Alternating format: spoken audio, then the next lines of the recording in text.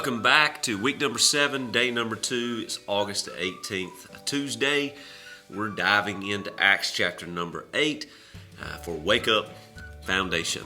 Acts chapter 8, verse number 8 is actually the verse that I highlighted.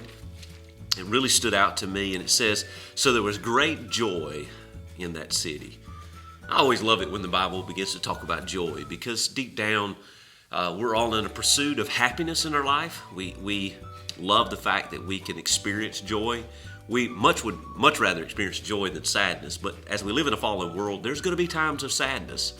But what is bringing joy in the city? And it says that there was great joy in that city. So what's bringing great joy? Here's what we see. Here's what I wrote down as an explanation. The oppression of evil robs people and places from joy. What you find is bondage in that city. When the power of Jesus Christ is revealed, bondage is set free.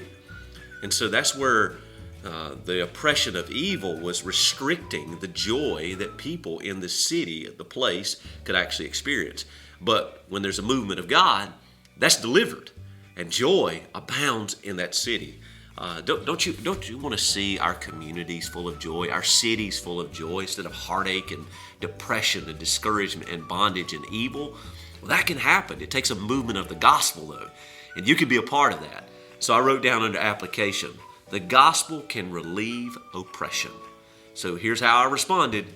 God, I pray for the removal of oppression of evil so that joy can reign in the hearts of people.